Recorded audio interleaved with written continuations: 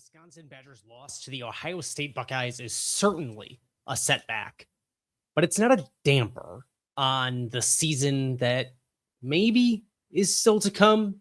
It's simply a reminder that this team isn't exactly the team that beat Illinois and Michigan State.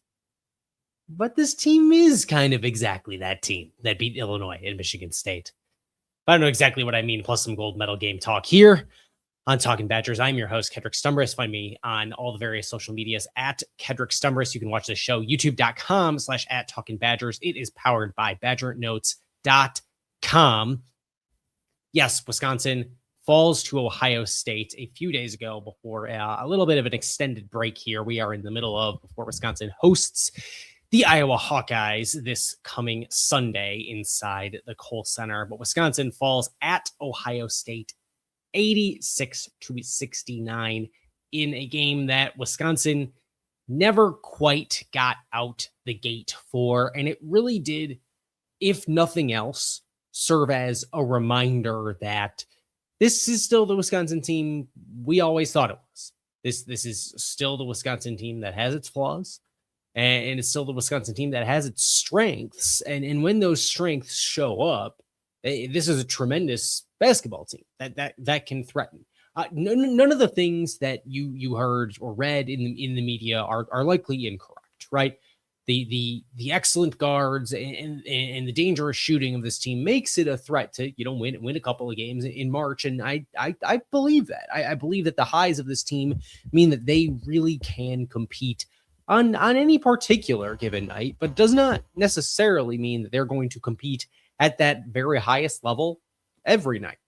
We've seen that throughout the season. And there's three things that I think this game exposed, served as a reminder of this basketball team after just a really exciting week, of course, where Wisconsin beats both Illinois and Michigan State. And so those three things. The first is simply, shooting solves everything. Against Illinois and Michigan State, this is a team that shot incredibly well from deep.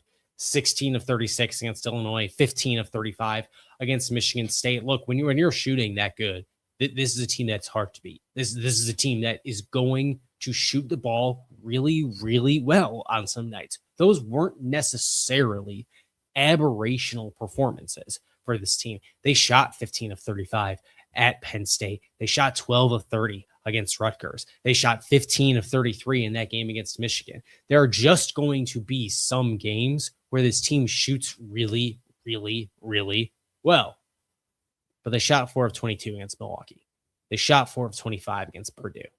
They shot 9 of 37 against USC from deep. And against USC, they missed everything everywhere the whole game. I think against Ohio State, they shot 7 of 26 from deep overall. And Braden Carrington, of course, has what looks like a really tremendous game. He has 20 points in this game, 20 points off the bench on 5 made threes, shooting 5 of 12 from beyond the arc, making all 5 of his threes in the second half of this game. And that's what these numbers are going to bear out to look like in a game where you are trailing the whole way, trying to shoot yourself back into it, hoping you can shoot yourself back into it. That's a lot harder to do when that's, one, scouting report is out on you as a team. That's what you like to do. And 2, trailing 3 is more valuable than 2, especially when you're behind already.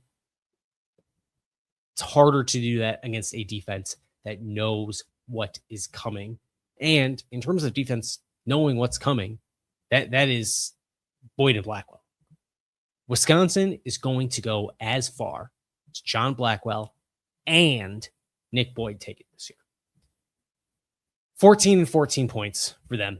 John Blackwell, 7 in each half. But Nick Boyd getting blanked in the first half is what's really, really rough here. What's really rough is that Nick Boyd shoots 1 for 5, doesn't get to the free throw line, shoots 0 of 1 from beyond the arc in the opening 20 minutes of this game. He scores 2 points, has 2 turnovers, no assists. If Nick Boyd can't get going, if John Blackwell can't get going, if they can't get going simultaneously, the entire game plan for this team changes. If you just take a look at how this team has been playing as of late and what it means when those guys get going. This is Nick Boyd's first performance scoring fewer than 20 points for the first time since that game against Penn State. And that team scored 29, 25, 20, 21, 21, 29. For John Blackwell, this is, the only time that he's scored fewer than 18 points since that game against Penn State. He had 24, 24, 18, 22, 23 before scoring only 11. Wisconsin needs both those guys to get going. And yeah, there's a loss in there to Indiana along the way. Sorry, that's the first time John Blackwell scored fewer than 18 since the game against USC. But there's a loss in there to Indiana. And that game's weird, overtime, a little bit funky. Certainly a controversial end to that game. But the game script really does necessitate both of those guys moving along, if only because for as good as Nolan Winter is, the three-point shot has not quite been there to the degree that you would hope it to be for him. In the last 3 outings for Nolan Winter, he's a combined 0 of 7 from deep. Hits 3 of 5 against Indiana, but the game before that, 0 of 5 against Ohio State. If the shot's not there for Nolan Winter from deep, it really does hurt his ability to maintain a consistent scoring threat, because he does not have that outside game as much. He tends to disappear in some of these games from an offensive standpoint when Wisconsin is trailing early. Look at this game against Ohio State. Yeah, he has 10 points. That's it. Against Illinois, again, they have to come back in from pretty far behind. He only has 4 points. Against Minnesota, still scoring in single figures when they played at home, 9 points. This is a player who needs Wisconsin to be competitive or have the lead early, or certainly not fall behind significantly early. It's been very hard. Nolan Winter has been very hard pressed to get involved in scoring when Wisconsin falls behind big early. And it goes back a little bit to, obviously, the thing we talked about at the very top, where shooting can solve everything. And when it isn't going well, Wisconsin is built to try to shoot itself back into a game. Sometimes it works. Minnesota in the second half is a testament to that. When they played the second time around, especially. But when it doesn't, it's tough. It's tough. That's what they're built to do. They're going to try to shoot from the outside, and that means Nolan Winter is not taking the kinds of shots that he's necessarily built to take all the time. And then third, this team lacks veteran depth. You saw that with Austin Rapp going out. He's not available. And then when Jack Chinicki goes out, and hopefully there's more information coming about that shortly, about where he stands at this point in time, Jack Chinicki. But he leaves, and all of a sudden your bench is really, really hard pressed to help you make something happen. And it's a tough spot for Jack Chinicki to be in. It's a tough spot for for Hayden Jones to be in, playing 15 minutes in the second half of that game, because Greg Gard just doesn't have a ton of other options. And Hayden Jones is going to be a player, I'm sure. And Alexis Bieliauskas is going to be a player. But in a game where Chinicki goes out, he's a big part of when Wisconsin wants to play, 4 guys and play small ball. And Bieliauskas consistently is not able to stay in a game for 20 minutes. That's kind of been his cap here under Greg Gard this season, particularly as things have gone into Big Ten play. Is Bieliauskas doesn't really hit that 20-minute mark, and that's normal. Nolan Winter last season played just above 20 minutes average per game, and Bieliauskas is sitting a little bit underneath that. That's not that abnormal, but thing for that Greg Gard team, that for that Wisconsin team a season ago, had a Carter Gilmore that could come off the bench that could give you significant minutes when you needed it. Had a Kamari McGee, for example, that could give you significant minutes when you needed it. And then Jack Chinicki was coming in behind that. If Austin Rapp is meant to be that the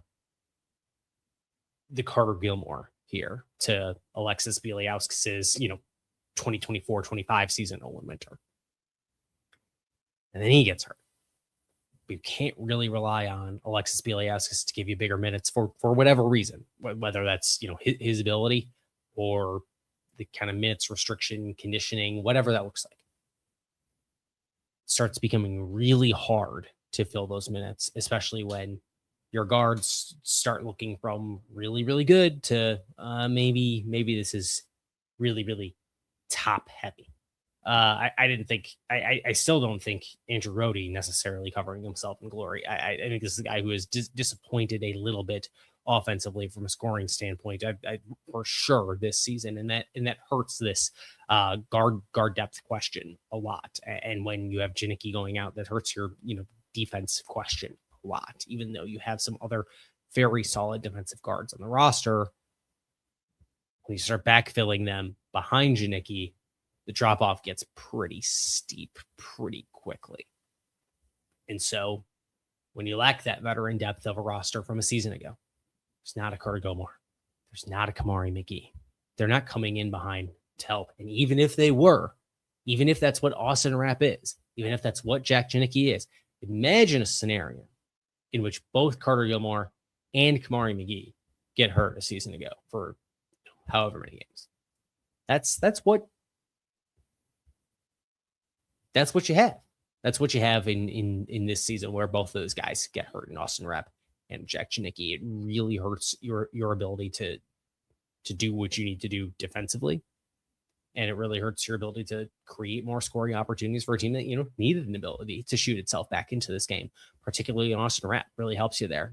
Jack Janicki's shot, leave that conversation for another day, but you're lacking one of those offensive weapons. And if nothing else, Austin Rapp's going to take some threes and probably make a good chunk of them. And so I think ultimately that's where that Ohio State loss leaves me. Is I think it serves as a very stark reminder about the limited ability of this team. Certainly a high ceiling for this team. A high ceiling just because of how well they can shoot the ball when they are shooting, and when they are shooting well. They can shoot the ball exceptionally well. When John Blackwell and Nick Boyd are moving, they're two of the best veteran guards in college basketball, the highest scoring duo in the Big Ten. That can take you very far. That can give you a lot of ability in March. But if some guys start getting hurt, you lack some of that veteran depth. Something that's very hard to build in college basketball now. Very hard. Very, very best teams have it. Not many outside of it. That's when you start hitting the limitations of this team. That's when you start hitting the limitations very quickly. Touching real quick here at the tail end of this as we wrap up. Team USA wins gold in women's hockey.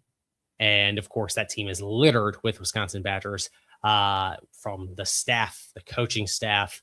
Not a Wisconsin Badger, a former player for the Notre Dame Fighting Irish, but head coach John Wroblewski, a Wisconsin native as well. But beyond that, Hillary Knight going to be a flag bearer at the closing ceremonies. She, former Wisconsin Badgers captain, now USA Olympic hockey captain. It's the all-time leading point scorer, all-time leading goal scorer for the Olympics, as she scores with 124 seconds remaining in regulation to tie the game to get the U.S. on the board for the first time, make a 1-0 game, a 1-1 game, thanks, of course, to an assist, an initial shot at the point by Layla Edwards, current Badger. Current Badger Caroline Harvey wins tournament MVP. Kirsten Sims also getting a gold medal for that effort. Ava McNaughton getting a gold medal for her effort and extending a very long U.S. shutout streak during this tournament, where Wisconsin was just winning back-to-back games, 5-0, 5-0, 5-0, 5-0. And then, of course, the Badgers on Team Canada coming up just shy. Anne Renee Davienne played a near perfect gold medal game, just losing after giving up a goal on a redirect by Hillary Knight, and then the overtime winner after Canada gets caught on a tough line change, and of course, an overtime finishing move there that is for the ages by one Megan Keller. So very, very impressive for her. So Daryl Watts in her first Olympic Games for Team Canada, making her debut at age 26 in the Olympics.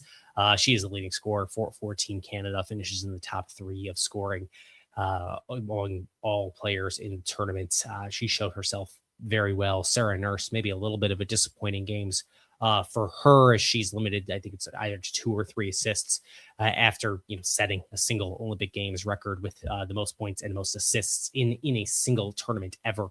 4 years ago. Have to wonder if she's maybe just a little bit limited in her ability after suffering an upper body injury in November during the very beginning of the PWHL season, and then she doesn't return until basically 2 weeks before the Olympics starts at all. She doesn't return to play, so that's a tough break for a Canadian team that does not score a lot of goals in this tournament. It's third fewest goals scored all time. I think only the third time they've scored. I think they scored 22 in this tournament. I think it was something like that. And only once before had they managed to win gold while scoring that number of goals or fewer. It's always seemingly those games where Canada comes up a little bit short, where they do not have the offensive firepower, and this Canadian team did not really have the offensive firepower. So a lower scoring Olympic Games overall, to be sure. Caroline Harvey leads the way. Megan Keller lead the way. The two of them with 9 points apiece to lead scoring for the tournament.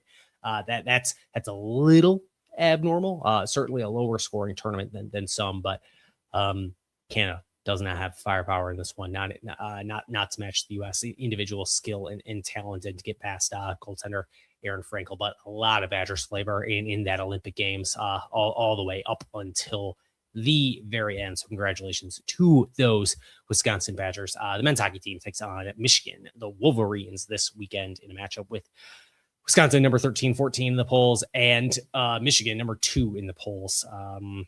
Men's team in a precarious NCAA tournament position. See what happens there.